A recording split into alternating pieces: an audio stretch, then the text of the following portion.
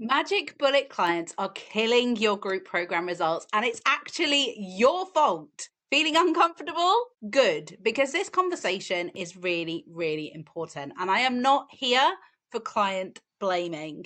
And what I want you to see is that what we're doing as leaders is actually attracting the wrong fit clients in the first place. Now, I recently did a research study and found that 69% of group program participants joined because of the promised outcome.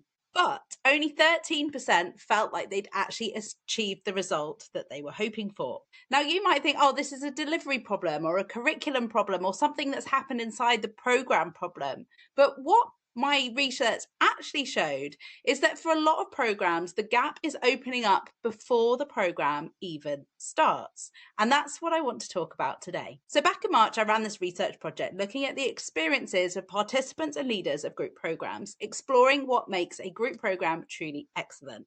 And from that report, it turns out that experience starts before your clients are even joining, with a quarter of respondents pointing to the sales phase as critical to getting client results and that kind of program experience right. And what we did was we looked at 20 sales pages from prominent UK group program leaders, and fewer than 10% of those clearly defined who the program was actually for. So that means that 90% of these pages were not helping clients to understand the stage that they should be at, what's included, the level of commitment required. Instead, they were focusing really heavily on the outcome, on that promise. And that's what we're told to do by marketers, isn't it? You know, we sell the sizzle and not the sausage. I once worked with a sales coach who told me that if I wasn't selling 5K months, I wouldn't ever be able to sell my service because nobody was interested unless I was talking about making money. But when we lean into this kind of messaging, we're attracting people who want the results, but aren't actually ready to commit to the process. And I think this is absolutely fundamental to why only 13% of program participants are actually getting the results that they thought that they would, what they thought they were signing up for. Now, when our clients are arriving at different levels, when expectations haven't been set clearly, when someone isn't really and truly ready, it affects the whole cohort. It affects the energy of the group. It affects the results that you can share. It affects your confidence and self-belief as a leader. Because when we're not just defining who is actually really ready, we end up overcompensating, over delivering in content, over giving in time and our access, trying to meet the needs of people who aren't actually ready yet to do the work. And I felt this multiple times in my own career delivering training to teachers, because some just didn't have the headspace. Like, they were enthusiastic, amazing teachers. They just didn't have the headspace because teaching is really full on. Some were actively resistant to change, you know, the stony face and the arms folded and just not interested, you know, long in the tooth, done this job before, don't care. And then I've also trained apprentices who have this real desire to learn, but without the right foundational knowledge, they don't make the progress that others do because they need the gap filled in the first place. And what this shows is they were just not ready. And if I'd have put in better filters or made it much clearer to the setting, to the organization, who this program was for, then I would have had even better client outcomes than the ones that I already got. So what actually is readiness? Because this is not about client motivation. Motivated people buy programs they're not ready for all the time. Okay, we've all been there. We've all been motivated by that course and we've literally never gone and done anything with it. It's not about motivation. Readiness comes down to 4 core things. The first is a desire to change. So not just wanting the outcome, but wanting it enough to do the work, to commit to the process, to show up when it feels hard, to take action even when the results aren't instantly visible. And the problem is we've been told to tell people that it's not hard work, that it's really, really easy. But the reality of change is that it's difficult.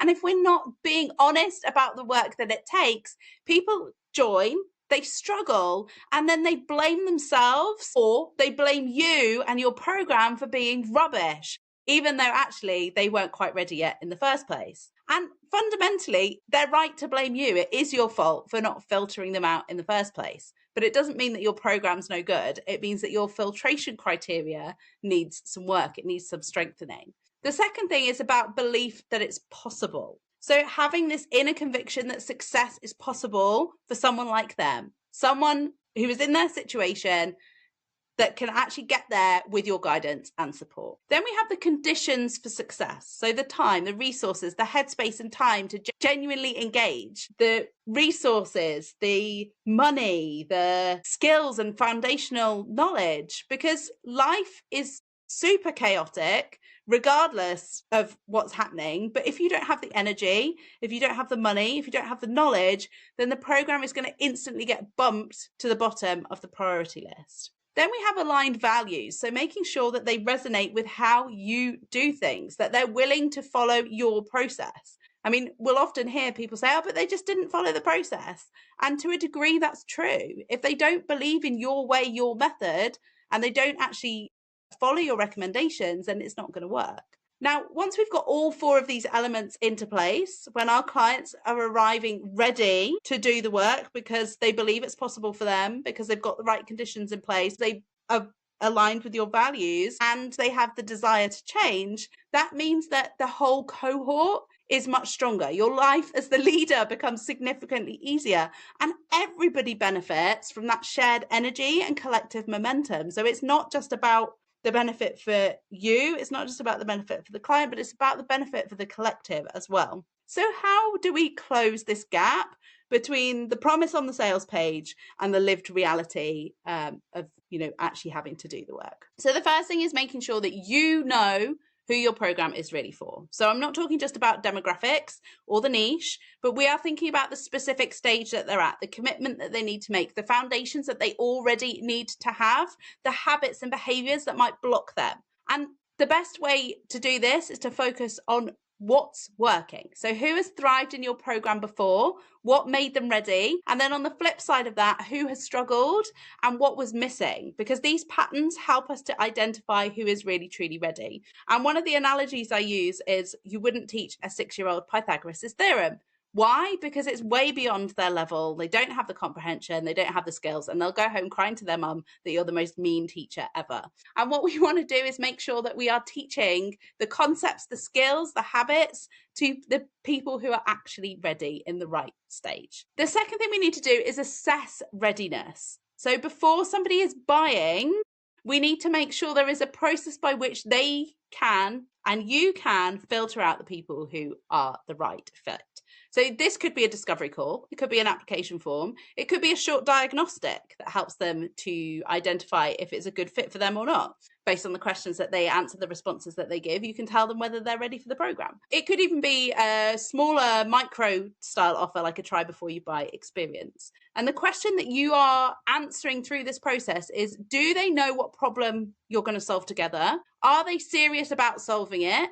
And do they have the capacity to follow your how to that solution? And one of the clearest indicators that somebody is not yet ready is that magic bullet thinking, expecting significant results without doing the work, looking for a program to do the transformation for them. And you'll hear it in that question of like, how quickly will I see results, without actually taking the time to really understand the process. Or it might be somebody who said they've been in program after program after program, they're putting all the blame on the leader and they've never actually reflected on their own role in the outcome. And it doesn't mean that you never want to work with this person. It just means that they're not yet ready. And becoming comfortable with the not now is really, really liberating as a leader, because you're not just chasing every single client that has a credit card that you have to bring in. You are finding and filtering the most ready people. And then the third thing is that we actually onboard them properly, because onboarding is that bridge between the sales page and the program starting. It's where your clients are in this emotional turmoil of excitement and doubt. And if we don't bridge the two emotions, that's when they're going to spiral into buyer's remorse. It's going to stall their start before they even start. And I'm going to do a whole separate episode on onboarding, because it's in depth and it deserves it. But the short version is we're going to make it human. We're going to anchor their goal early. We're going to give them a picture of what the journey looks like, including the hard bits, like really setting that realistic expectation. And then we're going to get them to take action within the first 48 hours, not 30 days, 48 hours. Because if you're waiting for 30 days to get them a result, a micro result, you are going to have already lost them from your program. So your pre-program phase is where results are set up for success or failure. Who we call in, who we invite into our program, we close the gap between the client signing up and actually getting what they came for. It's not about being exclusionary. It's not about saying you're not good enough for my program. It's about making sure we're inviting in the people who are best positioned to win, the people who are ready to do the work, because we can't design out or around people who don't want to show up. But we also can't look at 13% getting the result and say that 87% of people don't want the result. Like, that's not the reality. There is an element of program design issue. There is also an element of we are calling in the wrong people, and calling in the wrong people starts with us to fix it.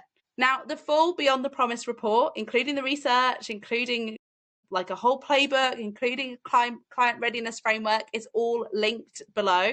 And I would love you to share this episode with somebody who is running a group program. Maybe they've said, like, my clients just aren't doing the work, and like, share it with them and really think about whether you are actually doing that filtration for readiness, or is this a gap in your process? Because if it is, it's something that you can rectify.